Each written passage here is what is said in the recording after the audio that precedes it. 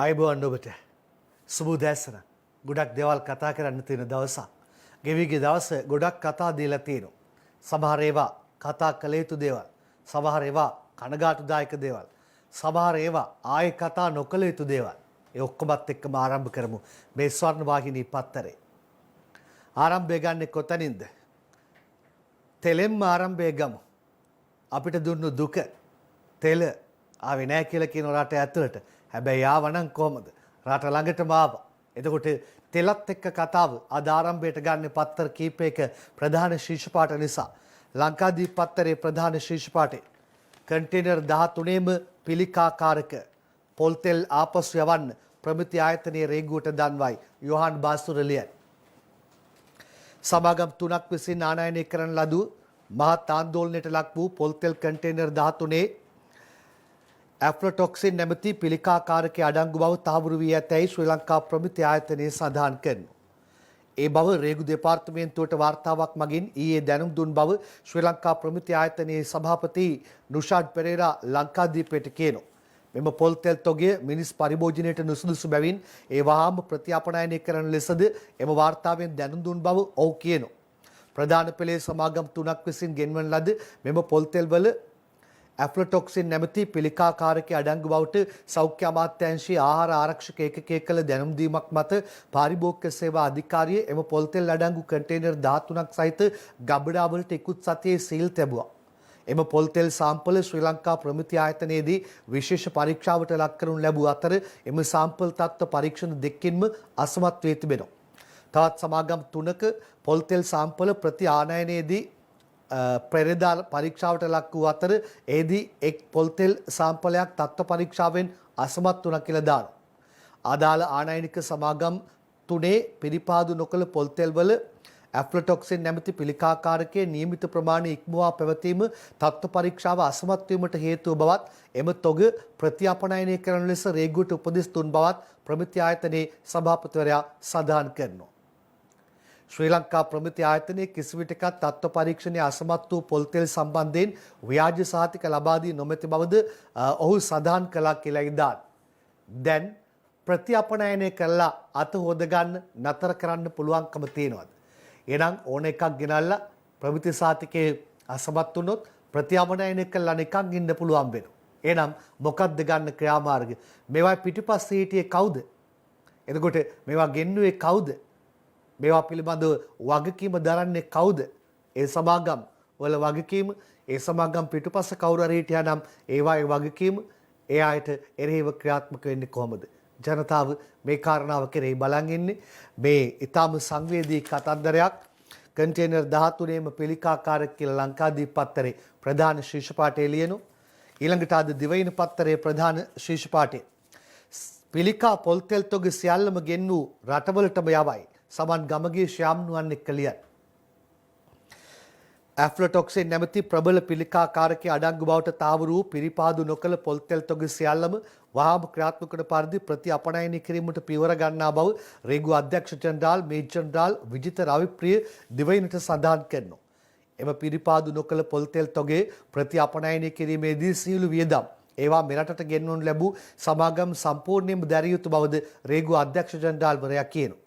මෙරට සමාගම් 4ක් මගින් බහලුම් 13ක අසුරා පිළිකාකාරක සහිත පොල් තෙල් කිලෝග්‍රෑම් 1,83,000ක් මෙරටට ආනයනය කර තිබුණු අතර එම පොල් තෙල් තොගවල ඇල්ෆටොක්සින් නැමැති පිළිකාකාරකයේ අධික මාත්‍රාවක් අන්තර්ගත බව ඊයේ දහවල් වන විට තාවුරු වුණා.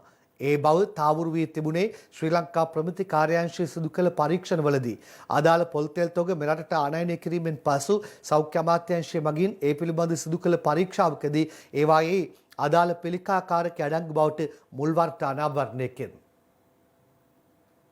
දැන් මේක වගේ කාරණාවක් අනාවරණය වීමම හොඳයි. අපි දැක්ක ඇතම් කණ්ඩායම් මේකේ පෙරගමන් කරුවන් බවට පත්වෙමින් මේ අනාවරණයන් පෙර ආතුව සිටම සිදු කරනවා. යම් මේකෙන් මොකක් හෝ දෙයක් සිදු වෙලා යම් මේකෙන් ඇතුළට ආවන අපි නෑ කියලා කියන නිසායි කියන්නේ. මොකද මෙතන දාලා තියෙනවා බද්දුලගේ කතාව. පිළිකාකාර කඩංගු පොල් තෙල් වෙළඳපොළට නිකුත් වෙයි නෑ අනුර බාලසූරිය එළිය. පිළිකාකාර කඩංගු බවට තාවුරු වූ ආනයනික පොල්තෙල් තොග වෙළඳ පොළට නිකුත් වී නොමැති බව දැනට සිදු කළ පරීක්ෂණ වලින් තාවුරු වී ඇතැයි වෙළඳ ඇමති බන්දුල ගුණවර්ධන කියනවා. කෙසේ නමුත් රේගුව මගින් ගබඩා කරනු ලැබූ ආනයනික පොල්තෙල් තොගේ නියමිත ප්‍රමාණයම පවතින්නේද යන්න නිලධාරීන් මගින් දැන්ටමත් පරීක්ෂා කරමින් පවතින බවද ඊයේ කොළඹ පැවති මාධ්‍ය හමුවකදී ඇමතිවරයා සඳහන් කරනවා. ඔහු ඒක කරන්න. එමෙන්ම රට පුරා වෙළඳසල් වලින් අහඹු ලෙස තෝරාගත් පොල්තෙල් සාම්පල් පාරිභෝගික අධිකාරිය මගින් පරීක්ෂාවට ලක් කරමින් පවතින බවද ඇමතිවරයා කියනවා. ඔහු ඒක ආයෙ කරන්න. ආනයනය කරන භාණ්ඩ වෙළඳ පොළට නිකුත් කිරීමට පෙර අනිවාර්යයෙන්ම සෞඛ්‍ය ආරක්ෂණ අංශය හා ශ්‍රී ලංකා ප්‍රමිති ආයතනයේ පරීක්ෂාවට ලක් කරන බවද පරීක්ෂාවෙන් සිදු කිරීමකින් තොරව කිසිදු භාණ්ඩයක් වෙළඳ පොළට නිකුත් නොකරන බවද ඔහු සඳහන් කරලා තියෙනවා. කෝකටත් පරීක්ෂා කිරීම දිගටම සිදු කරන්න. එතකොට විපක්ෂයේ චෝදනාවක් කරන ආණ්ඩුවට තෙල බෙදු ආණ්ඩුව තෙල් වලින් නාගෙන කියලා පහන් විජේසේකර ලියයි. පස්ගිය මැතිවරණවලදී ජනතාවට තෙල බෙදමින් බලය හිමි කරගත් ආණ්ඩුව දැන් පොල් තෙල් සහ බොර තෙල් වලින්ම නාගින සිටවායයි සමගි ජනබලවේගයේ පාර්ලිමේන්තු මන්ත්‍රී කබීර් හෂීම් සඳහන් කිරීමක් කළා තියෙනවා. විපක්ෂයෙන් ආණ්ඩුවට චෝදනාව තෙල බෙදු ආණ්ඩුව තෙල් වලින්ම නාගෙන කියලායි ඔවුන් සඳහන් කරන්නේ. ඒ අතරේ පාරිභෝගික අධිකාරිය කියන කතාවයි දූෂණ විරෝධී හඬ කියන කතාවයි බෞද්ධ පත්තර එක ළඟ ශීර්ෂ පාට දෙකට ඇවිල්ලා තියෙනවා. ඔහොම බලන්න. අනිසිබියේ පා පොල්තෙල් හිඟයකට ඉඩ තියන්නේ නැහැ. පාරිභෝගික අධිකාරිය එහෙම සඳහන් කරනවා. එතකොට දූෂණ විරෝධී හඬ කියනවා වස පොල්තෙල් ගෙනා සමාගම් බ්ලැක්ලිස්ට් කරන්න කියලා. ඒ සමාගම් බ්ලැක්ලිස්ට් කිරීම සහ ඒ සමාගම් වල අයට එරෙහිව නීතිමය පියවර ගැනීම, ඒ වගේම මේවා පිටුපස්සේ සමහර අය හිටියා නම් ඒ අය කවුද කියලා අනාවරණය කර ගැනීම. බලධාරීනි මේ වෙලාවේ ජනතාව මේ ගැන ඉතාම හොඳින් බලාගෙන ඉන්නේ. ඒ අතරේ නාගරික රස පරීක්ෂක ආචාර්ය රාජනායක කියු කතාව අද වාර්තා කරලා තිනවා බිඟුන් මේනක බලන්න.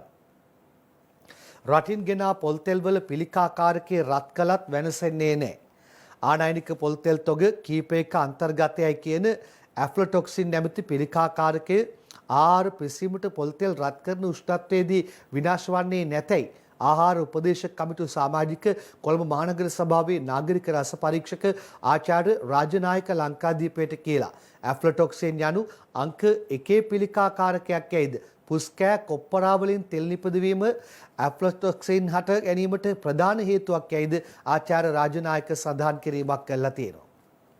ප්‍රමිතියෙන් යුත් අමුද්‍රව්‍ය භාවිතා කරගෙන පොල්තෙල් නිෂ්පාදනය කරන්නේ නම් මෙවැනි ප්‍රශ්න ඇති නොවන්නේ යයි ඔහු සඳහන් කරනවා. ඒ අනුව ඇෆ්ලොටොක්සින් හට ගැනීම නිෂ්පාදන ක්‍රියාවලියේ අත්තරදීමක් හැටියට හැඳින්වීමට කිසිදු අවස්ථාවක් නැතයි ඔහු සඳහන් කිරීමක් කරනවා. ඇෆ්ලොටොක්සින් අන්තර්ගත පොල්තෙල් කිසිදු අයුරකින් මිනිස් පරිභෝජනයට සුදුසු නැතයිද ඒවා විනාශ කිරීම හැර අන් විකල්පයක් නැතයිද ආචාර්ය රාජනායක කියනවා. බලධාරීන් ඔබට ඇහුණද මේ ආචාර්යවරයා කියන කතාව? මේක ඇෆ්ලොටොක්සින් හට ගැනීම නිෂ්පාදන ක්‍රියාවලියේ අත්තරද්දක් හැටියට හැඳින්වීමට කිසිදු අවස්ථාවක් නැහැ කියලා කියනවා. ඇහුණනේ? සමස්ත වාර්තාවක් අපි බලමු. ආනයනකරුවන් ඉන්නේ 3 දෙනා. අතර එක ආනයනකරුවෙක්ගේ කන්සයින්මන්ට්ස් 4ක් ෆේල්. අනිත් එක්කෙනාගේ එක. ඒතකොට ඒකේ කන්ටේනර්ස් 14 නෙමෙයි එන ගොඩක්. මම හිතන්නේ 100ක් විතර ඇති. ඔය මොකද ලොකු ගණන් වල එන්නේ. ඉතින් මේ ෆේල් වෙච්ච ඒවා 13 නම් කොහෙන් ආවද දන්නේ නැහැ. ඊට වඩා ගොඩක් කන්ටේනර්ස් ලොකු ගාණක් තමයි ෆේල් වෙලා තියෙන්නේ. ඒ දෙවෙනි පරීක්ෂණයනොත් ඔප්පු වෙලා තියෙනවා. නැවත මේ සාම්පල් වල විස රසායනික ද්‍රව්‍ය අඩංගුයි කියලා. ඒ අනුව දෙවෙනි දැනුම් දීමත් කරලා තියෙනවා. රේගු අධ්‍යක්ෂක ජනරාල්තුමා වහාම ක්‍රියාත්මක වෙන පරිදි මේ තොගේ වෙළඳ පොළට ඉදිරිපත් කරන්නේ නැතුව නැවත අරවලා යවන්න කියන. එතකොට ඒක වෙළඳ පොළට ඉදිරිපත් වෙලා නැහැ. ඒ අතර පාරිභෝගික කටයුතු අධිකාරිය විසින් වෙළඳ පොළේ දැනට අලෙවි වන පොල් තෙල් සාම්පල් ලබාගෙන ඒවත් පරීක්ෂණයට ලක් කරනවා. කිසිදු සැකයක් බියක් ඇති කරගත යුතු නැහැ. කවුද මේ ඇතරම මේ පොල් තෙල් ගෙනල්ලා තියෙන්නේ? සමාගම් තුන නම් වශයෙන් කියනවා නම් අලි බ්‍රදර්ස්, කටාන රිෆයිනරිස්, ඉරිසිංහ එඩිබල් කියන ආයතන තුන තමයි ආනයනය කරලා තියෙන්නේ. ඒගොල්ලන්ට ගන්න පියවර මොන වගේ දෙයක්ද? මේ වෙනකොට මම ලිඛිතව මෙයාට දන්වලා කළත් ඉවරයි. වහාම මේවා ප්‍රතිඅපනයනය කරන්න කියලා. දැන් ওই පොල් තෙල් ගිහිල්ලාද නැද්ද කියන එක තාම හරියටම කියා ගන්න බැරි තත්ත්වයක් තියෙනවානේ. එහෙම වුණොත් මොන වගේ තත්ත්වයක්ද කරන්නේ? එහෙම කරොත් එහෙම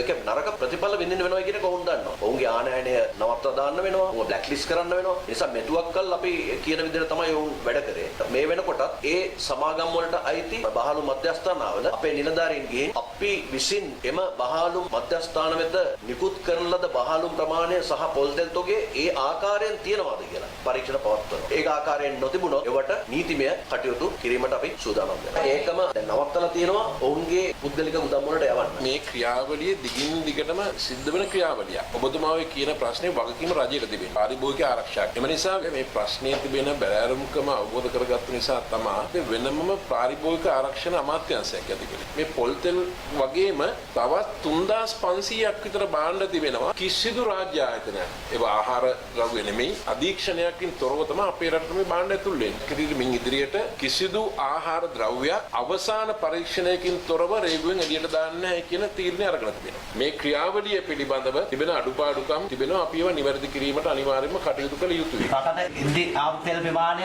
අයිමත් යනවා කියලා සහතික කරන්න පුළුවන්. ඒක අපේ සිස්ටම් වල මේ වෙනකොටත් තියෙන එක කාටවත් ඉරේස් කරන්න බෑ. ඒතකොට ඒ ප්‍රමාණයම ප්‍රතිඅපනයනය වෙන්න ඕන. ඒක ශ්‍රී ලංකා රේගුවේ පරීක්ෂාවට තමයි සිදු වෙන්නේ. මේ ආනයනකරුවන්ට විරුද්ධව අපි නීතිමය ක්‍රියාමාර්ග ගන්නවා.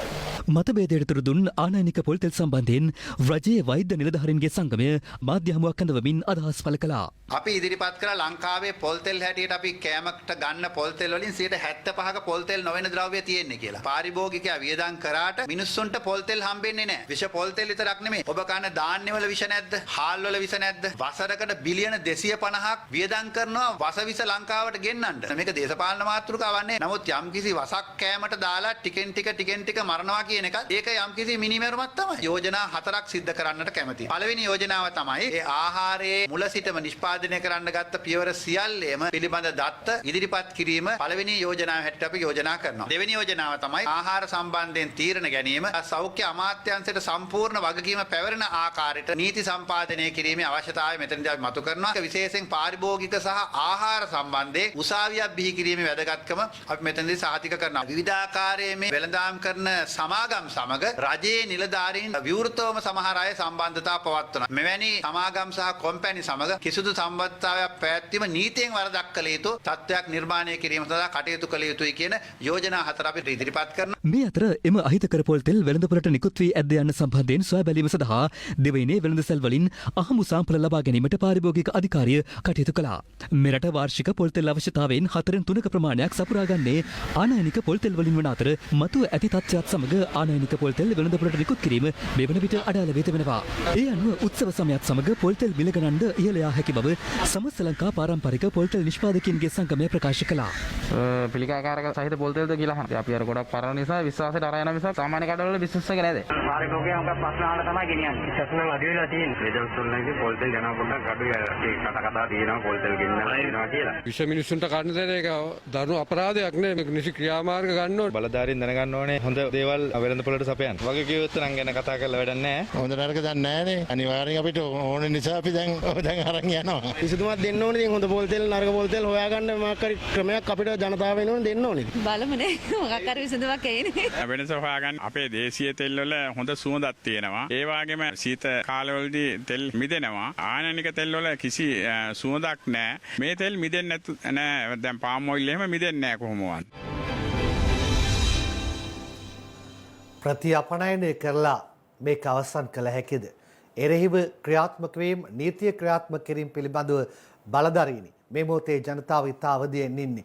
පිටිපස්සෙන් හිටපු අය කවුද කියලා අනාවරණය කළා තොරතුරු කියයි කියලා මේ වෙලාවේ අවදියෙන් ඉන්නේ. ඒ වගේම අපේ ප්‍රධාන අපනයන භෝග ගැන කතා කරද්දී තේ රබර් පොල් අපි එහෙමයි ඉගෙන ගත්තේ. අපි එහෙමයි කතා වුණේ. එවැනි තත්ත්වයක් තුළ පොල් තෙල් ආනයනය කරන තැනකටම අපේ රට ක්‍රමිකව ළඟා වුණා කියලා කිව්වම අනිත් පැත්තෙන් හිතන්න මොහොත.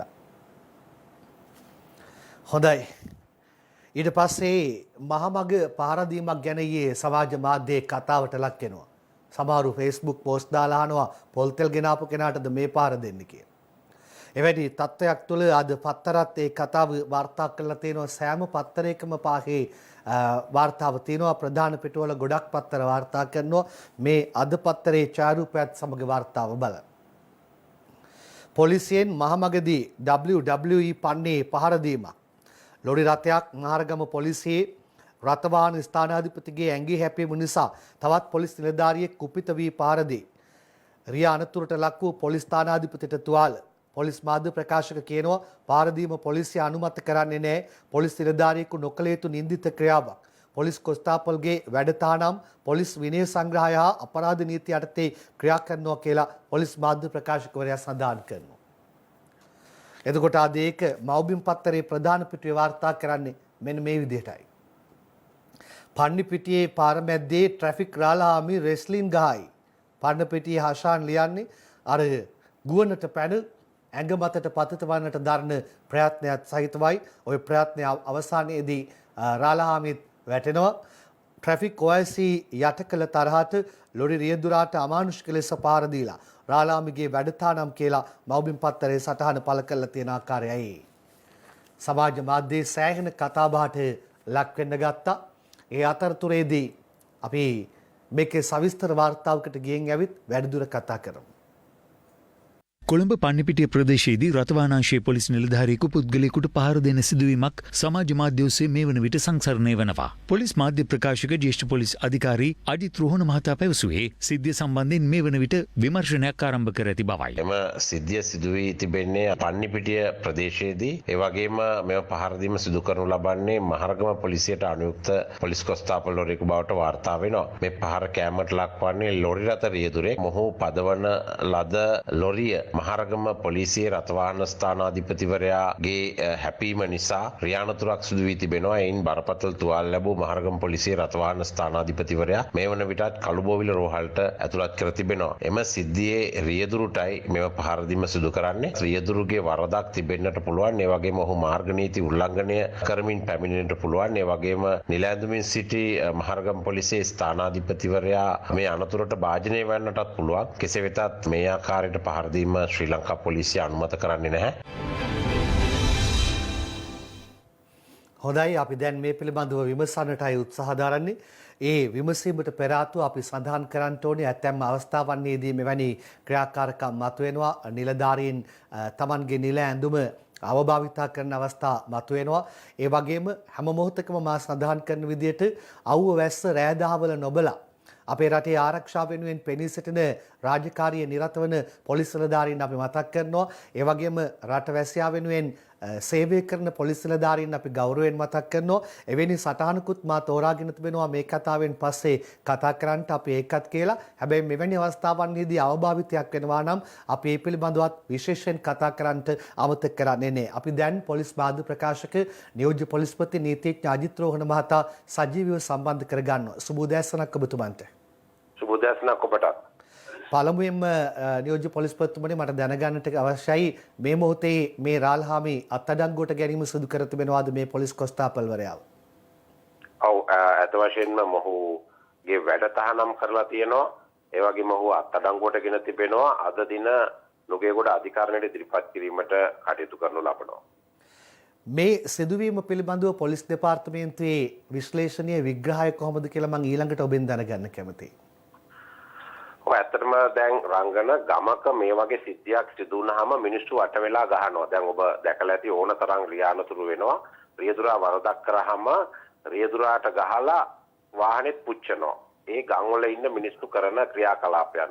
දැන් මෙහිදී තමන්ගේ රථවාහනාංශයේ පොලිස් ස්ථානාධිපතිවරයා තමයි මේ අට කරගෙන ගියේ. ওই යුනිෆෝම් එකෙන් හිටියේ. ඉතින් එහෙම ගියාට මේ පොලිස් නිලධාරියාට මිනිස්සෙක් හැටියට ආවේගයක් ඇති වෙන්න පුළුවන්. මිනිස්සෙක් හැටියට. හැබැයි පොලිස් නිලධාරියෙක් හැටියට ਉਹ ක්‍රියා කරපු විදිය අපි කිසිසේත් අනුමත කරන්නේ නැහැ. ਉਹ කරේ ඊටාම නින්දිත ක්‍රියාවක්. මොකද ඔහුට පුහුණුවක් ලැබලා දීලා තියෙනවා. ගමේ මිනිස්සු හැසිරෙන ආකාරයට පොලිසිය හැසිරෙන්න බෑ. මිනිස්සෙක් හැටියට ඒ වගේ ආවේගශීලීත්වයක් ආවත් ඔහු ඒක පාලනය කරගෙන නීතියේ තියෙන විධිවිධාන අනුව කටයුතු කළ යුතුව තිබුණා.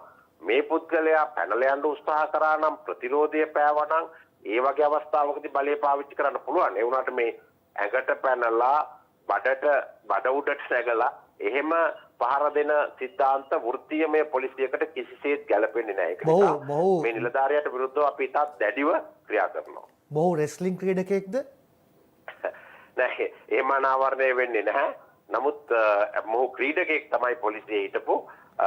ඉතින් ඒ නිසා කිසිසේත් මේ සිද්ධිය අපි අනුමත කරන්නේ අපි තා දැඩි ක්‍රියාමාර්ග ගන්නවා. ඊළඟට දැන් අපි පැහැදිලිවම මම ඔබතුමත් එක්ක කතා කරනකොට අර ගෞරවනීය පොලිස් නිලධාරීන්ට ගෞරවය දීලායි මම කතා කරන්නේ. හැබැයි මෙතනදී නිල ඇඳුම අවභාවිතයක් කර තිබෙනවා.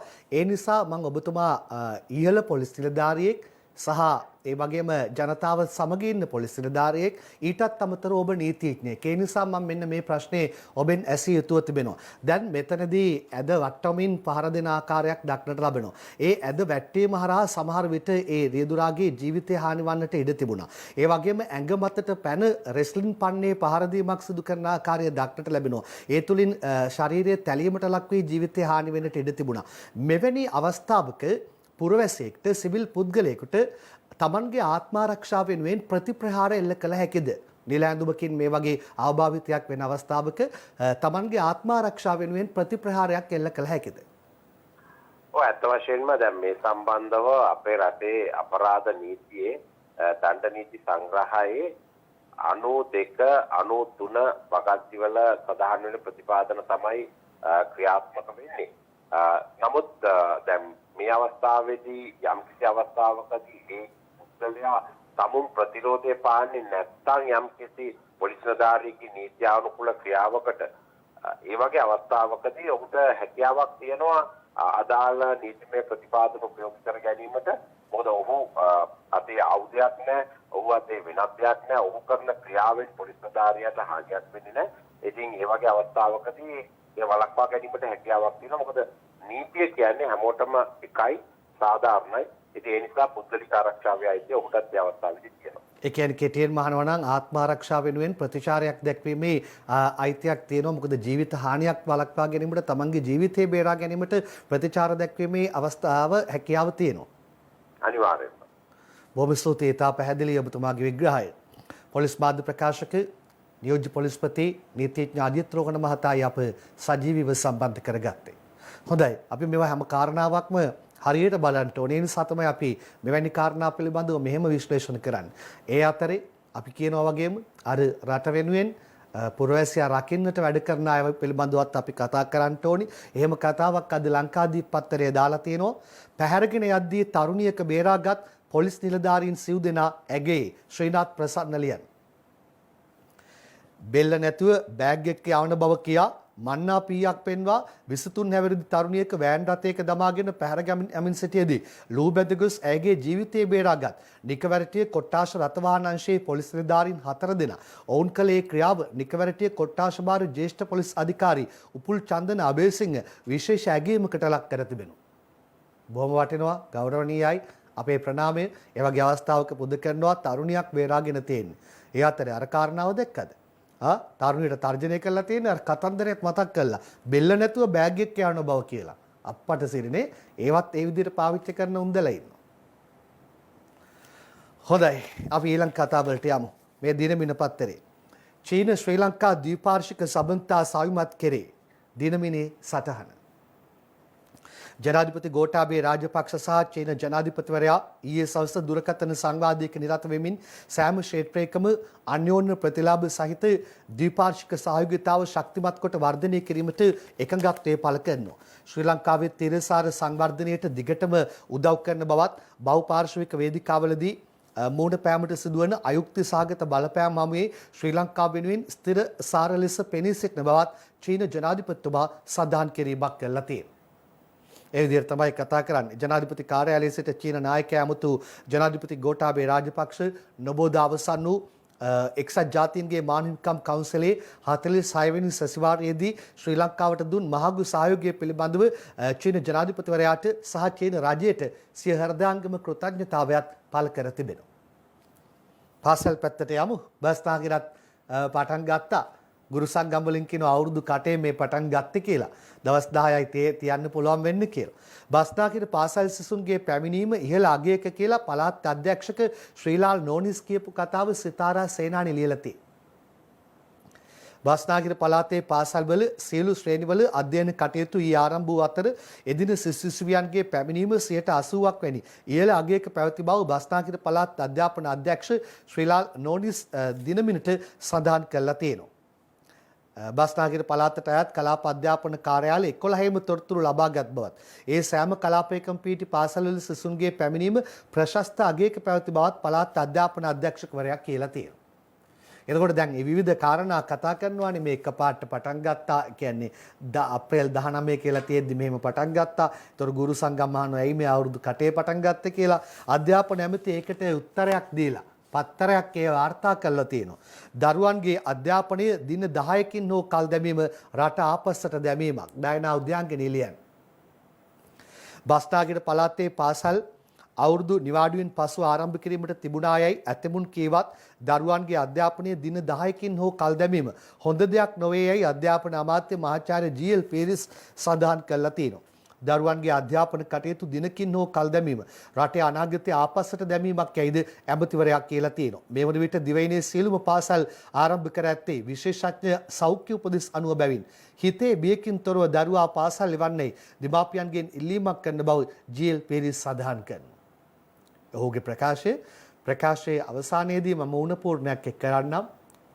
යවනකොට බොහොම පරිස්සම් සාගතව සෞඛ්‍ය ආරක්ෂිත බව පිළිබඳව වැඩි සැලකිල්ල දක්වලා යවන්න දරුවෝ මේ අපේ අනාගත පරපුර අධ්‍යාපනය අවශ්‍යයි. අධ්‍යාපනය වෙනුවෙන් සෞඛ්‍ය ආරක්ෂිත බව ඉතාම අවශ්‍යයි. ඒකත් අපි මතක් කිරීම කරනවා.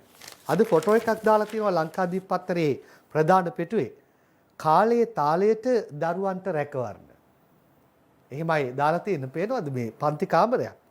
බස්නාහිර පළාතේ පාසල්වල සියලුම ශ්‍රේණිවල අධ්‍යයන කටයුතු ඊ ආරම්භ කරන අතර එම පාසල්වල දරුවන්ගේ ආරක්ෂාව වෙනුවෙන් විශේෂ ක්‍රියාමාර්ගද ගෙන තිබෙනු දක්නට ලැබුණි. කොට්ටාව ධර්මපාල ප්‍රාථමික විද්‍යාලයේ දරුවන් කොවිඩ් වසංගත තත්ත්වයෙන් ආරක්ෂා කර ගැනීම සඳහා ඒ ගුරුවරුන් හා මව්පියන් එක්ව ඩෙස් බංකු වෙන් කරමින් පොලිතීන් ආවරණ යොදා තිබූ ආකාරයයි විදුහල්පතිනියද සිටිනවා කියලා ලයිරු හර්ෂණගේ ඡායාරූප වාර්තාවේ දාලා තියෙනවා. කාලයේ තාලයටයි දරුවන්ට රැකවරණය දෙන්න ඕනි. මේක නෙමේ කතාවක් දෙකක් තියෙනවා කියන්න. 2009 සිට පවත්වාගෙන ගිහින් කොටින්ට යලි පණ දෙන වෙබ් අඩවියක් නාලිකාවක් වටලයි නිවන්ති රණසිංහ ඇතුළු පිරිසක් මේක ලියලා තියෙනවා. කාන්තාවක ඇතුළු දෙදෙනෙක් යාපනයේදී අත්අඩංගුවට LTT ත්‍රස්තවාදී යලි ප්‍රවර්ධනය කිරීමේ අරමුණින් සහ ජාතීන් අතර අසමගිය ඇතිවන අන්දමින් ප්‍රවෘත්ති පළ කෙරෙනු අන්තර්ජාල වෙබ් අඩවියක් සහ අන්තර්ජාල නාලිකාවක් පවත්වාගෙන 35 හැවිරිදි කාන්තාවක සහ 38 හැවිරිදි පිරිමියෙකු යාපනයේ නාවලර් ප්‍රදේශයේදී ත්‍රස්ත මර්දන හා විමර්ශන කොට්ටාශී ඊයේ පෙරවරුවේදී අත්අඩංගුවට ගෙන ඇතැයි පොලිස් මාධ්‍ය ප්‍රකාශක නියෝජ්‍ය පොලිස්පති අජිත් රෝහණ සඳහන් කරනවා. අන්තර්ජාල නාලිකාවක් වන ටියුබ් ටැමිල් සහ වෙබ් අඩවියක් වන කියලා වෙබ් අඩවියේ නම දාලා තියෙනවා www.tubtamil.com ඔස්සේ LTT ත්‍රස්තවාදයේ මෙන්ම එහි හිටපු නායක වේලුපිල්ලේ ප්‍රභාකරන් සම්බන්ධයෙන් නවතම ප්‍රවෘත්ති පළ කරමින් සිට ඇති මෙම වෙබ් අඩවිය පවත්වාගෙන ගිය ස්ථානයේ බාරව සිට ඇති මෙම සැකකරුවන් සමග එම ස්ථානයේ තිබූ පරිගණකයන්ට 10ක් ඇතුළු උපාංග රාශියක් අත්අඩංගුවට ගෙන ඇතැයි පොලිස් මාධ්‍ය ප්‍රකාශකවරයා සඳහන් කළා තියෙනවා. නියපොත්තෙන් කඩන්න තියෙන දේ නියපොත්තෙන්ම කඩලා දාන්න. නැත්තම් ඕක වෙන විදිහකට දලුලා වැඩෙන්නට පුළුවන්කම තියෙනවා. අන්තවාදය, බෙදුම්වාදය, ත්‍රස්තවාදය වපුරන්නට හදන කිසි තැනකට ඉඩ තියන්න එපා. දැඩි වෙන්න, දැඩිව ක්‍රියාත්මක කරන්න. අද පත්තරේ ප්‍රධාන ශීර්ෂ පාඨයත් කියවන්න. දෙබළ ඩයස්පෝරා සංවිධාන 7ක් තහනම්. පුද්ගලයන් 388කටත් තහනමක්. ඉන්දික ඒවා විතරණ ලියන්න. ඕස්ට්‍රේලියාව, කැනඩාව, ස්විට්සර්ලන්තය, ප්‍රංශයේ එක්සත් රාජධානිය මූලික කර ගනිමින් ක්‍රියාත්මක වන දෙමළ ඩයස්පෝරා සංවිධාන 7ක් මෙරට තුළ තහනම් කරමින් ගැසට් නිවේදනයක් ප්‍රකාශයට පත් කර තිබෙනවා. මෙම සංවිධානවලට අයත් පුද්ගලයන් 388ක ප්‍රමාණයක්ද තහනම් කර තිබෙනවා කියලායි කියන්නේ. මෙලෙස තහනම් නාම ලේඛනයට ඇතුළත්ව සිටින පිරිස් අතරේ ලංකාවේ උපන් LTT සංවිධානයේ සමාජිකයෙකු ලෙස කටයුතු කරන විසග පෙරුමාල් රවීන්ද්‍රන් හෙවත් රූටි රවි හා ලංකාවේ උපන් බවට සඳහන් සුරේන් පංචලිංගම් විජේකුමාර් හෙවත් කපිතාන් ජෙගන් ඇතුළු කණ්ඩායමක් සිටිනවා කියලා මේකේ නම් එක්කම දාලා තියෙනවා. දෙමළ ඩයස්පෝරා සංවිධාන 7ක් තානම් පුද්ගලයන් 388කටත් තානමක් කියලායි අද පත්තරේ ප්‍රධාන පිටුවේම සටහන දාලා තියෙන්නේ. මම යනවා දිනමිනට. සමන්ත විද්‍යාරත් ජයපේ නියෝජනය කරමින් ඕ කරපු කතාවක් මේ තියෙන්නේ. වන විනාශයේ යම් පාලනයක් කළත් සම්පූර්ණයෙන් නවත්වන්න බෑ. නදී මාණික්ක ගේලියන්නේ. ලපටි හුරතල් කතාවලින් පරිසර විනාශය ගැන ඇත්ත කතාව කිව නොහැකි බව ජනතා විමුක්ති පෙරමුණේ මධ්‍යම කාරක සභික සමන්ත විද්‍යාරත්න සඳහන් කිරීමක් කළා තියෙනවා. එබැයි ඔහුගේ ප්‍රකාශය අද දිනමින පත්තරේ උපුටා අරගෙන වාර්තාවක් විදියට දාලා තියෙනවා.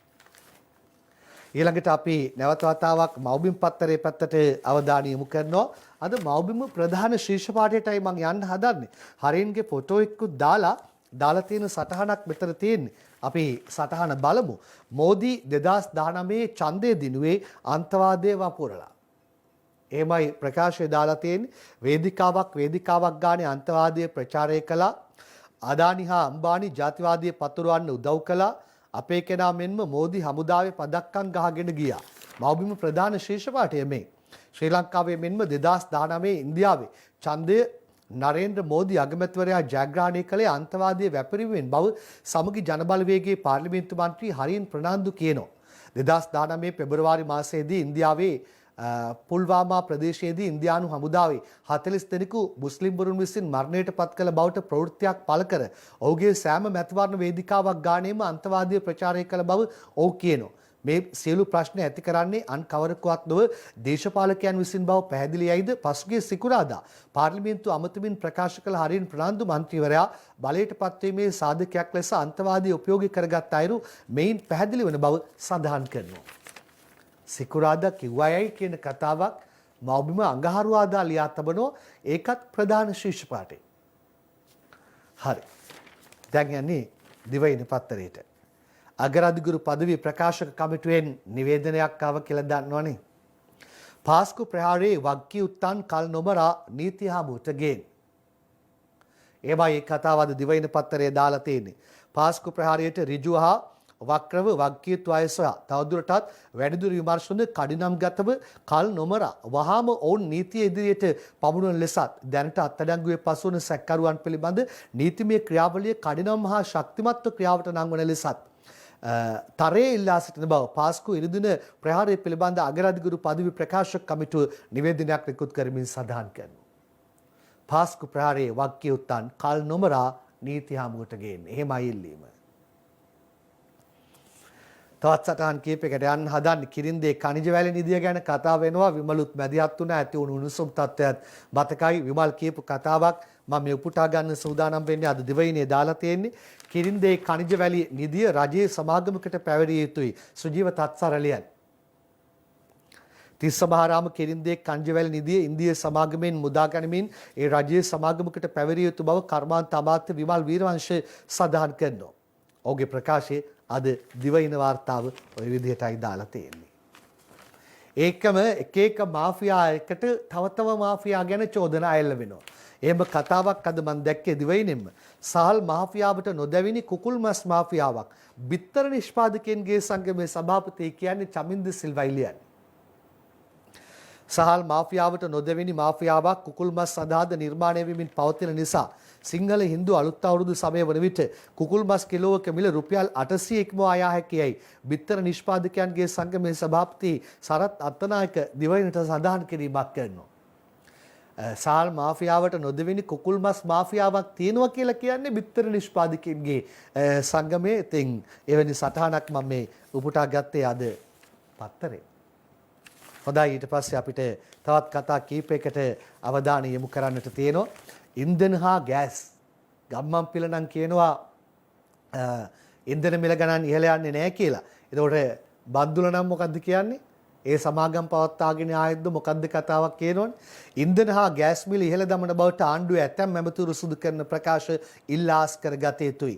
කණ්ඩි තෙල් වෘත්තීය සමිති එකමුතුව කියන්නේ ඉන්දික ඒවා විතරණලියන්. පස්ගිය වසරේදී ලෝක වෙළඳපොළ තුල ගෑස් හා ඉන්ධන බොරතෙල් මිල අඩු වුවත් එම වාසිය ජනතාවට දුන්නේ නැහැ කියලත් කණ්ඩි තෙල් වෘත්තීය සමිති එකමුතුව සඳහන් කිරීමක් කරලා තියෙනවා. හරි අපි ඊළඟට යන්න හදන්නේ වෙන කතාවකට. හොඳේ. විෂ බූවක් සහිත සමනල් විශේෂයක් ශරීරයේ ගෑවීමෙන් පළු ලප ඇඟ කැසීම් වැනි ආසාත්මික තත්ත්වයන් තිස්සමහාරාමේ රුක්මන් දීලා තියෙනවා. විෂ බූවක් සහිත කහ සමනල්ලු විශේෂයක් තිස්සමහාරාම ලුණුගම්වේර ප්‍රදේශයන්හි රාත්‍රී කාලය තුල මේ දිනවල සැරිසැරීම නිසා සමනලීන් ජනතාවගේ ශරීරයන්හි ගැවීම හේතුවෙන් ඇඟ කැසීම් සහ පළු ලප වැනි ආසාත්මික තත්ත්වයන් ඇතිවන බව ප්‍රදේශවාසීන් කියනවා. රාත්‍රී කාලයේදී විදුලි ආලෝක එළිය පවතින ස්ථානයන්හි වැඩිපුර මෙම සමනල්ලු විශේෂය ඒකරාශී වන බවත් මේ නිසා නිවෙස්හි ඇතුළත බිත්තිවල බොහෝ ලෙස මෙම සතුන් ගැවසෙන බවත් ඔවුන් පෙන්වා දෙනවා. පොඩ්ඩක් බලන්න ඔබ මේ පිළිබඳව අදාළ ප්‍රදේශයන් වල ඉන්නවා නම් අවධානයෙන් ඉන්න. විරාමිකට යනවා. තවත් සටහන් ළඟදී බදිනවද? අද පත්තරේ සටහනකට යන්න හදන විවාහ ලියාපදිංචි ගාස්තු වැඩි වේ. ප්‍රශ්නාර්ථයත් එක්ක සටහන නවෝදයා පවනි. වෙයිද වගේ සාමාන්‍ය විවාහ ලියාපදිංචි කිරීම වෙනුවෙන් හා දේවස්ථානයකදී සිදුවන විවාහ ලියාපදිංචි කිරීම වෙනුවෙන් ගෙවන ලබන ගාස්තු වැඩි කිරීම සඳහා කැබිනට් මණ්ඩලයට නිර්දේශ ඉදිරිපත් කරමින් අනුමැතිය ඉල්ලීමක් කර තිබෙනවා කියලයි මේක දාන්නේ. ඒ අනුව විවාහ දැන්වීම බාරදී සම්පූර්ණ දින 12ක් ගත වූ පසු පාර්ශ්වකරුවන්ගේ නිවසේදී විවාහ ලියාපදිංචි කරන්නේ නම් එම පාර්ශ්වයන්ගෙන් අය කරනු ලබන ගාස්තුව රුපියල් 1000ක් කිරීමට නිර්දේශ කර තිබෙනවා. 2015 සිට මේ සඳහා අය කර ඇත්තේ රුපියල් 50ක්. එසේම ගෘහ බලපත්‍රයක් මත විවාහයක් ලියාපදිංචි කිරීමේදී විවාහ රෙජිස්ට්‍රාර්වරයාට ගෙවනු ලබන ගාස්තුව රුපියල් 2500ක් ලෙස සංශෝධනය කිරීමට නිර්දේශ කර තිබෙනවා කියලා මේකේ දාලා තියෙනවා. විවාහ ගාස්තු ගැනයි ප්‍රශ්නාර්ථයත් එක්කයි සටහන අද පත්තරේට ඇවිල්ලා තියෙන්නේ. ඇවන්ගාඩ් සභාපතිට විදේශගත වීමට අවසර බුද්ධිමාල් රුබේරුලියන්. ලංකාව අවට මෝදේ පාවෙන අවිගබඩාවක් පවත්වාගෙන යාමේ චෝදනා එල්ලවී සිටින ඇවන්ගාඩ් සභාපති නිශ්ශංක සේනාධිපතිට විදේශගත වීමට අවසර දුන් ත්‍රිපුද්ගල මහාධිකරණ විනිසුරු මඩුල්ල ඔහුට විදේශගත වීම වළකාලමින් පනවා තිබූ තානම తాවකාලිකව ඉවත් කර ඇති බව ආගමන හා විගමන පාලකවරයාට දැනුම් දීමක් සිදු කරලා තියෙනවා. එයාද පත්තරේ සටහන. ඊට පස්සේ ඊයේ විරෝධතාවය අද පත්තරේ ප්‍රධාන පිටුවට ඇවිත් තියෙනවා. ජීවිත කාලය පුරාම රණවිරුවාගේ වැටුප ලබා දෙන්න යුද්ධයේදී මියගිය රණවිරුවන්ගේ යැපෙන්නන් කොළඹදී විරෝධතාවයේ කෙච්චයි තුෂාරලියන්. යුද්ධයේදී මියගිය රණවිරුවන්ගේ යැපෙන්නන්ට ජීවිත කාලය පුරාම රණවිරුවාගේ වැටුප ලබා දෙන ලෙස ඉල්ලා ඊයේ කොළඹදී විරෝධතා පාගමනක් විරෝධතාවයක් පැවැත්වුණා. අපි දැන් මේ අවස්ථාවට ගිහින් යමු. යුද්ධයේදී මියගිය රණවිරුවන්ගේ බිරින්දෑවරුන් සහ දෙමව්පියන්ට දෙවි ඇතිදේක වැටුප් ලබා දෙන ලෙස ඉල්ලා යුද්ධයේදී මියගිය රණවිරුවන්ගේ යැපෙන්නන්ගේ සංසදය මෙම විරෝධතා සංවිධානය කර තිබුණා. කොළඹ කොටුවේ සිට පාගමනින් ආරක්ෂක අමාත්‍යාංශය වෙත පැමිණි ඔවුන් ඊට ඇතුල්වීමට උත්සාහ කිරීමේදී පොලිසිය සමග උණුසුම් තත්ත්වයක් හටගත්තා.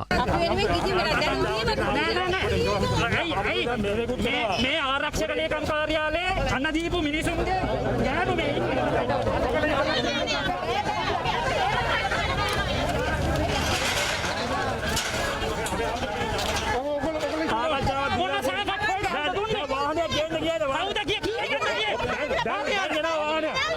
ජනාධිපති ලේකම් සම්බන්ධ කරගත්ත ආරක්ෂක තමයි ආම සම්බන්ධ කරනවානේ මේ ඒකට තමයි ඉතින් හයදෙනෙක් යන්නකෝ යන්න එපා එක්කෙනෙක්වත් අර නම දීපු හයදෙනා එන්නකෝ ගන්නවා කියලා මේ පැත්තට යන්න එපා මෙතෙන් දෙන්න ගියාම එහෙම කරන්න එපා. අනතුරුව විරෝධතාකරුවන් 6 දෙනෙකුට පමණක් සාකච්ඡාවක් සඳහා අවස්ථාව හිමි වුණා. එම සාකච්ඡාව විසඳුමකින් තොරව අවසන් වූ බවයි සාකච්ඡාව සඳහා එක් වූවන් සඳහන් කළේ. ආරක්ෂක අමාත්‍යාංශයේ ඇතුලේ කාර්යාලයේ ගොඩනැගිල්ල ළඟට ගියා. ගොඩනැගිල්ලෙන් ඇතුලට අපිව ගත්තේ නැහැ. අනතුරුව තවත් සාකච්ඡාවක් සඳහා විරෝධතාකරුවන් කිහිප දෙනෙකු ජනාධිපති කාර්යාලයට ගියද එම සාකච්ඡාවද විසඳුමකින් තොරව අවසන් වේද වෙනවා. ජනාධිපති ලේකම් කාර්යාලයට අරගෙන ගිහිල්ලා කාගේ ළඟට දෙක්කන්ගේ ඔම්බුඩ්ස්මන්තුමා ළඟට. ඔම්බුඩ්ස්මන්තුමාට විසඳන්න මෙතන ප්‍රශ්නයක් නැහැ. සමහර රාජ්‍ය නිලධාරීන් වැඩ කරන ස්වරූපය අනුව යම් ගැටලු වෙලා තියෙනවා. කරන්න පුළුවන් දෙයක් තියෙනවා. ඒක තමයි ඊළඟ ආණ්ඩු පක්ෂ රැස්වීමේදී මට පැහැදිලිව මේ සම්බන්ධයෙන් මුළු පාර්ලිමේන්තුවේම අපේ ආණ්ඩු පක්ෂ මන්ත්‍රීවරුන්ගේ කණ්ඩායම දැනුවත් කිරීමේ හැකියාව තියෙනවා. ඒ නිසා මම මේකයි ඉතාමත් ගෞරවයෙන් හාමුදුරන්ගෙන් ඉල්ලුවේ මට දවස් 10ක් දෙන්න. මේ අය වෙනුවෙන් කළ හැකි හැම දෙයක්ම සිදු කරන්න. අපි ම්ලේච්ඡ ත්‍රස්තවාදයක් පරාජය කරපු කාලවකවානු ඒ කාලවකවානු වල රට වෙනුවෙන් පෙරගමන්ගේ කණ්ඩායම් අපි හැම මොහොතෙම මතක් කරනවා ඉතා ගෞරවයෙන්. ඒ නිසා එවැනි අයගේ යැපැන්නන් වෙනුවෙන් ඔවුන්ට කළ හැකි හැමදේම කරමු. මදුරුවන් ගැන කතාවක් ඇවිල්ලා තියෙනවා අද පත්තරේ. වන්ද්‍යාකරණය කරන ලද ඩෙංගු පිරිමි මදුරුවන් ලක්ෂයක් මුදාහරි කියලායි ගම්පා තිලකරත්න ලියන්නේ. මෙරට පළමු වරට වන්ධ්‍යාකරණය කරන ලද පිරිමි ඩෙංගු මදුරුවන් පරිසරයට මුදා හැරීමේ නියම ව්‍යාපෘතියක් ගම්පහ ප්‍රදේශයේදී ඊයේ පෙරවරුවේ සිදු කර තිබෙනවා. ඒ අවස්ථාවයි අද පත්තරේ වාර්තාවක් බවට පත් කරලා තියෙන්නේ. ඊට පස්සේ අනතුරක් කොතනද කියන්න නැහැ. ගේ ළඟමද කියන්නත් බෑ. ගේ ළඟ කානුවට වැටි වතුරේ ගාගෙන ගිහින් තිදරු මව මරුට සිරුර හමු වුණේ කිලෝමීටරයක් දුරින්. වාර්තාව ජේ.එල්. ජයසිංහ ඇතුළු පිරිසක්. මේ දිනවල සවස් කාලයේ ඇදහැලෙන ධාරානිපාත වර්ෂාව හේතුවෙන් මහනුවර පොලිස් බල ප්‍රදේශයේ පූර්ණවත්ත ප්‍රදේශයේ තිදරු මවක නිවස අසල ජල කානුවකට වැටි ගසාගෙන ගිය මියගොස් ඇතැයි මහනුවර මූලස්ථාන පොලිසිය සඳහන් කිරීමක් කළා. මම එක් ගත්තේ ඔබට මට අපට අනතුර කොතනද කියලා අපවත් දන්නේ නැහැ කියන එක මතක් කිරීම කරන්න. පුෂ්පදාන බාලිකාවේ සිසුවියක් පැලවෙන කාබන් පෑනක් නිපදවයි. විනිතා ගමගේලියන්. දි รา පත් වන අමුද්‍රව්‍ය යොදා ගනී. තීන්ත අවසන් වී ඉවතලන ප්ලාස්ටික් කාබන් පෑන් නිසා සිදුවන පරිසර හානිය වැළැක්වීමට විකල්පයක් වශයෙන් දි รา පත් වන අමුද්‍රව්‍ය භාවිතයෙන් සකස් කළ පරිසර හිතකාමී කාබන් පෑනක් මහනුවර වටපොළුවේ සචිනි ක්‍රිස්ටීනා ඇගේ පියාවන සුගිර්දීන් හඳුන්වා දී තිබෙනවා. දෙන්න එකතු වෙලා හඳුන්වා දීලා තියෙනවා කියලායි කියන්නේ. සුවිශේෂී නිර්මාණයක් නේද? වටිනවා. සුවස් ඇලේ හිරවුණු බඩු නැව මුදාගනී. කයිරෝ සිට ලැබෙන වාර්තාවක්. උදම් රළ භාවිතා කරමින් වතුරට තල්ලු කරයි කියලාත් සටහන දාලා තියෙනවා. ඒවා මාර වැඩනේ. ගිහිල්ලා ටක් ගාලා ඒවා උදා ගැනීම කටයුතු සිදු කරන ඒ වගේ වැඩ කටයුතු වලට දායකත්වය දක්වන ආකාරයන් ඒ හින්දාම අපි පොඩ්ඩක් එක බලමු. ආසියාවත් යුරෝපයත් යා කරන ලෝක කාර්ය බහුලතම වෙළඳ මාර්ගයක් ලෙසින් සැලකෙන සුව සැල මාර්ගය අවහිර කරමින් එව ගිවන් බහලුම් නෞකාව ඇල ඉවුරේ සිරවීමට ලක් වූයේ පසුගිය අඟහරුවාදායි. එතැන් සිට මේ දක්වා ගෙවුණු සතියකට ආසන්න කාලයක් මුළුල්ලේ ඉතාලියේ ජපානයේ මෙන්ම නෙදර්ලන්තයේද නාවික විශේෂඥයින් ඊජිප්තු නාවික හමුදාව සමග එක්ව මෙම නෞකාව මුදා ගැනීමට දැඩි පරිශ්‍රමයක් ගෙන තිබූ බවයි වාර්තා වුණේ. කෙසේ වෙතත් මෙම නෞකාව මුදා ගැනීමේ මෙහෙයුම්වල නිරතව සිටි කණ්ඩායම් දැනුම් දී තිබුණේ ඇල මාර්ගය අවහිර කරමින් සිරවී තිබූ බහලුම් නෞකාව මුදා ගැනීමට හැකි වූ බවයි. ටග් යාත්‍රා සහ වැලි ඉවත් කිරීමට යොදාගත් යන්ත්‍රෝපකරණ යොදා ගනිමින් පුරා පැය ගණනාවක් මුළුල්ලේ සිදු කළ මෙහෙයුමෙහි ප්‍රතිඵලයක් ලෙස නෞකාවේ පිටුපස කොටස පළමුව දියඹට ගැනීමට හැකිව ඇති බව මුදා ගැනීමේ කණ්ඩායම් දැනුම් දී තිබෙනවා. විදේශ මාධ්‍ය පවසන්නේ මුදාගත් මෙම බහලුම් නෞකාව මේ වන විට සාර්ථකව ඇල මාර්ගයේ යාත්‍රා කිරීම ක්‍රමයෙන් ආරම්භ ඇති බවයි. කෙසේ වෙතත් නෞකාව ඇල මාර්ගයේ යාත්‍රා කළ හැකි පරිදි සම්පූර්ණයෙන්ම මාර්ගගත කර ඇල මාර්ගයේ ගමනාගමන කටයුතු යථා තත්ත්වයට පත් කර පවතින නෞකා තදබදය මගහැරවීම සඳහා අවම වශයෙන් දින 3ක කාලයක්වත් ගතවනු ඇති බවයි ඊජිප්තු බලධාරීන් පවසන්නේ. හැබැයි සිද්ධිය වුණේ විදේශ වාර්තා අතරේ කතාවක් තියෙනවා දකුණු අප්‍රිකානු වෛද්‍යවරු කිව්වයි කියලා අපි අපේ බලධාරීන්ටත් කියමු පැහැදිලි කරන්න කියලා කොරෝනා අඩපණ කරන්න පණු බෙහෙත් පෙත්තට පුළුවන්. අයිවර්මැක්ටින් නැමැති පණු බෙහෙත් පෙත්තට කොරෝනා වෛරසය අඩපණ කළ හැකි බවත් කොරෝනා ආසාදිතයන් බොහෝ දෙනෙකු මෙම පණු බෙහෙත ලබා ගැනීමෙන් ඉක්මනින් සුවය ලබා ඇති බවත් දකුණු අප්‍රිකා මාධ්‍යයේ වාර්තා කිරීමක් කරනවා. අයිවර්මැක්ටින් පණු බෙහෙත කොරෝනා වෛරසයට එරෙහිව ක්‍රියා කරනවාදැයි මෙතෙක් කිසිදු සායනික පරීක්ෂණයකින් තහවුරු වී නැත.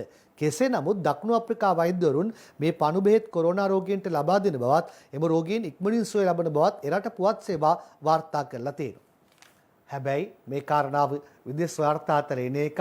මේක අපේ බලධාරීන්ගේ පැහැදිලි කිරීමට තමයි අපි යොදවන්නට ඕනි. ඒගොල්ලන්ගෙන් තමයි ඒ සම්බන්ධයෙන් උපදෙස් ගන්න ඕනි. ඒ හින්දා මේ සටහනක් විතරයි පැහැදිලි කර ගැනීම පසුව කරමු. දැන් වෙලාව බලමු. බටහිර ඉන්දිය කොදෙව් කණ්ඩායමත් එක්ක දෙවනි ටෙස්ට් තරඟය ඊයේ පටන් ගත්තනේ. පළවෙනි එකේ දෙවෙනි ඉනිමේදී අපි ගහපු ගැහිල්ලත් එක්ක අපේ ගෞරවය රැකුණා. දෙවෙනි තරඟයේ පළවෙනි දිනේ අපේ පන්දු යවන්න සාර්ථක පන්දු යවකම නිරත වුණා. පත්තරේ print කරන වෙලාවේ මුද්‍රණය කරන වෙලාවේ තත්ත්වය මේ තියෙන්නේ. පත්තරේ වාර්තාව අද ලංකාදීපේ දාලා තියෙන බ්‍රැඩ් පේට් මේයර්ස් කොදෙව් ඉනිමට මුක්කු ගසති කියලායි. දැන් ඔබට කියන්න ඕනේ ඊට පස්සේ තරගයේ ඊයේ පළමු දිනේට නතර කරනට අපේ රටේ වෙලාවෙන් පාන්දරනේ නවත්තන්නේ. එතකොට පත්තර මුද්‍රණය කළ ඉවරයි. මේ බ්‍රැත්වේට් මුක්කුව හොඳටම ගහලා ලකුණු 99ක් ලබාගෙන නොදෙවි ක්‍රීඩා කරනවා. එතකොට පන්දු යැවීමේදී හොඳටම පන්දු යවුවා සුරංග ලක්මාල් නැවත වතාවක් බටහිර ඉන්දිය කොදෙව්වන්ට එරෙහිව ඔහු ලකුණු 71ට කඩලු 3යි. බටහිර ඉන්දිය කොදෙව් කණ්ඩායම ලකුණු 287ට කඩලු 7යි. තවත් කඩලු 3ක් ඔවුන්ට තියෙනවා. පළමුවෙනිම දෙවන දිනය අද ක්‍රියාත්මක වේවි. ඒ අතරේ ඔබ දන්නවා ලංකාවේ ක්‍රිකට් වලට වෙච්ච සන්තෑසිය පෞගිය වකවාඩුයි. ඒකත් එක්ක අපි පතුලටම වැටලා ඉන්න ආකාරයේ දුකෙන් බලමුද? ශ්‍රී ලංකා කණ්ඩායම පතුලටම වැටේ දමින්ද විජේසූරිය එළියන්. ඔන්න අහන්න මේ වගුවත් පොඩ්ඩක් බලාගෙන ඔයගලන්ට පේන්නේ මම කියවන්නම්. අන්තර්ජාතික ක්‍රිකට් සභාවේ නවතම යාවත්කාලීන කිරීම අනුව මීළඟ ලෝක කුසලාන තරගාවලිය සඳහා කණ්ඩායම් පෙළගැස්වෙන ලෝක කුසලාන සුපිරි ලීගයේ ප්‍රසාද ලකුණු සටහනේ පතුලටම ශ්‍රී ලංකා කණ්ඩායම වැටී තිබෙනවා.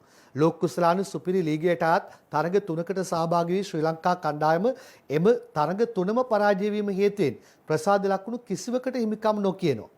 නියමිත කාලය තුළ ඕවර සංඛ්‍යාව යැවීමට අපොහොසත් වීම නිසා දඬුවම් ලකුණු දෙකකටද මුහුණ දී සිටින ශ්‍රී ලංකා කණ්ඩායම ඊළඟ තරගයේ ජයගත්තද හිමිවන්නේ ප්‍රසාද ලකුණු 10ක් නොව ප්‍රසාද ලකුණු 8යි කියලා දාලා තියෙනවා. ලෝක කුසලාන සුපිරි ලීගයේ ප්‍රසාද ලකුණු පෝරුවේ එකේ එංගලන්තයේ ඉන්නවා. ඔබ විශ්වාස කරන්න ලංකාවේ ඉන්නේ ඩොටේ කියන්නේ 11 ශ්‍රී ලංකාවේ ඉන්නකොට අපිට උඩින් 10 ඉන්නේ අයර්ලන්තයේ. ඒගොල්ලොත් එක තරගයක් දිනලා තියෙනවා. ඒකට උඩින් සිම්බාබ්වේ ඉන්නවා. ඒගොල්ලෝ තරග 3ක් දිනලා තියෙනවා. පහේ බංගලාදේශයේ ඉන්නවා. ඒගොල්ලෝ තරග 3ක් දිනලා තියෙනවා. තාම සෙල්ලම් කළා නෑ මේ ලීගයත් එක්ක නෙදර්ලන්තයේ දකුණු අප්‍රිකාව. ඒ නිසා ඒගොල්ලන්ට විතරක් වර්ගීකරණයේ තැනක් නෑ. අපි ඉන්නේ ඩොටේ කියන්නේ 11 අපිට උඩින් අයර්ලන්තයේ.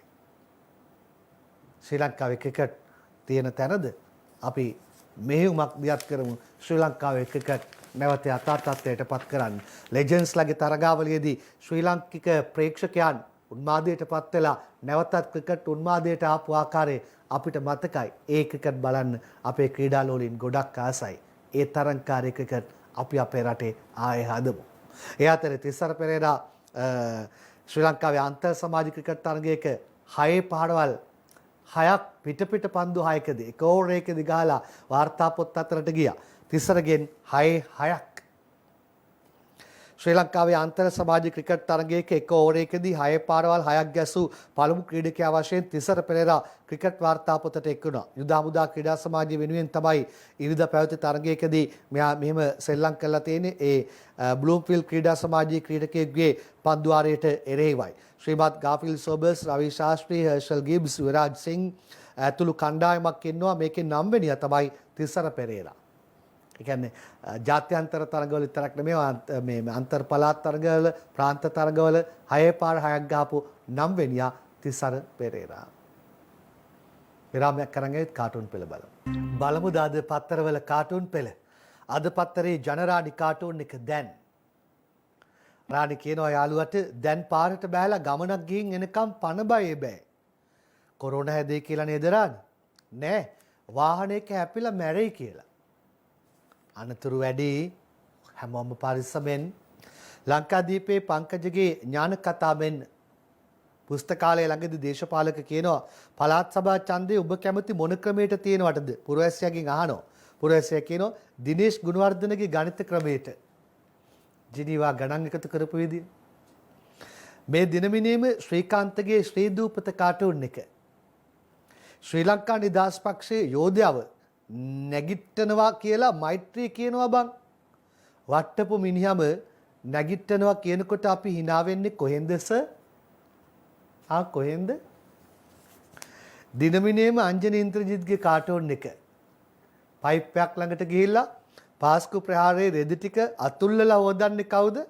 මෛත්‍රීපාල වගේ කෙනෙක්. සමහර ඒවා හොදලා වනලා සබන් කුඩු, බාර සබන් ඔක්කොම ටික පාවිච්චි කරලා හොදන හේදිල්ලක් සංකේතවත් කරලා තියෙනවා.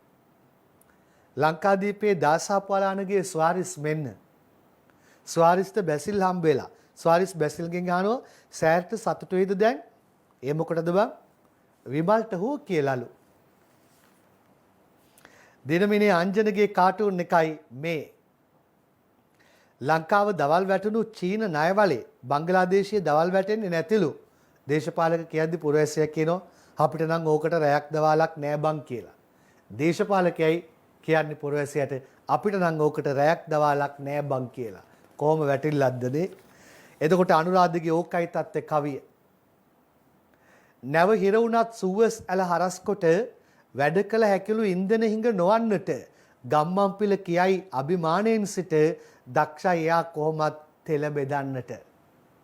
කොහොමරි කවන්නේ ඉන්දන හිඟ නොවි මිල ගණන් ඉහළ නොයා ඕන එකක්. හැබැයි එක්කෙනෙක් වෙන කතාවක් කිව්වනේ. ඒක තියෙනවාද දිවයිනේ ජයරත්න වික්‍රමසිංහගේ Facebook කාටුන් එකේ. ගෑස් හා ඉන්ධන මිල වැඩි කළේ නැත්නම් ඒ ආයතන කඩා වැටෙනවා කියලා ඇමති බන්දුල කියන්නේ. එතකොට අපේ පාත්‍රයට හෙන උරා වැටුණට කමක් නැතුව ඇති නේද? ජනතාවගේ පාත්‍රයට හෙන උරා වැටුණට කමක් නැද්ද? ආණ්ඩු පාර්ශවවලට ආවම කියන කතා. බෞබිමේ MD වීරරත්නගේ කාටුන් එක දැන් කාන්තාව කියනවා මුං යට කවපි සේරම පට්ට ගණන්නේ උඳු සේරම පට්ට ගණන්නේ කියලා. මහත්යානෝ එතකොට බජිරි දැන් අපි බජිරි කමුද? දිනමිනි අංජනගේ කියලා වැඩක් නැහැ කාටුන් එක මේ. දෙන්නගේ දෙබස පුරවැසියා කියනවා මට නම් විලි ලැජ්ජයි සර්. දේශපාලකයානෝ විෂ පොල් තෙල් ගෙනාපු එකටද බං?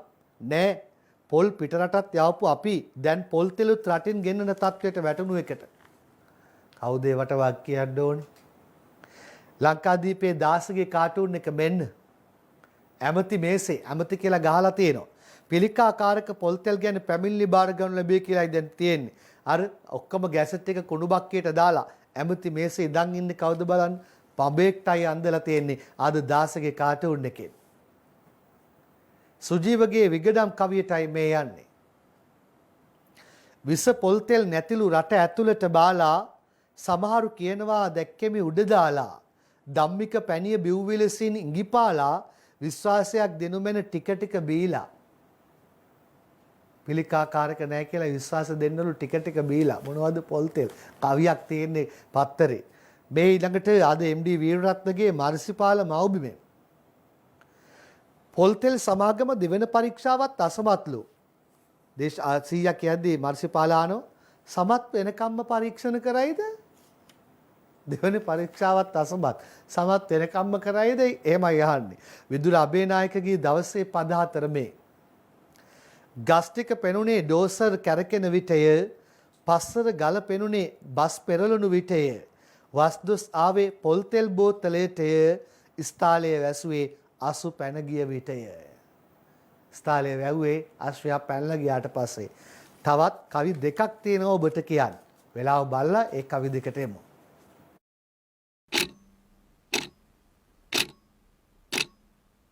සිග්නල් චාකෝල් ලෙමන් දන්තා ලේපය සුදුවන් දද්දපලක් ලබා දෙයි.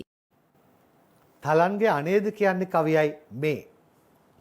පොල්තෙල් තොගිය මුළු රටටම කවන වහා ප්‍රති අපනයන කරනවලු නැවත වහා වරදක් නොවේද මේ මිනු මැරුමකට එහා දඬුවම් නෙදනු යැයි මේ හොරු රැළට මහා. කො දඬුවම් බලාගෙන ඉන්නේ ප්‍රති අපනයනය කළා නිකන් ඉන්න දාදන්නේ අන්තිම කවි දෙක අද රටේ මුල්ලේ මුදන්නායකගේ ඇත්ත නැත්ත. ආනයනය කරන පොල් තෙල් වෙලින්දා වසවිස කවති රවටාගෙන දිලින්දා ඔවුනට කමක් නෑ කවුරුද රජින්දා මේ මව්බිමට සිදුවන්නේ කුමක්දා. ලාභයේ පතන මුදලාලි බලගතුව මේ සිදු කරන දේ ඇත සැලකිය යුතුව සීනි නැතිව තේබීමට පෙර පැතුව අවුරුදු 10ට අතිරසකමු තෙල් නැතුව. අවුරුදු 10ට අතිරසකමු තෙල් නැතුව. අපි හැමෝම ලෝක සතියෙමි.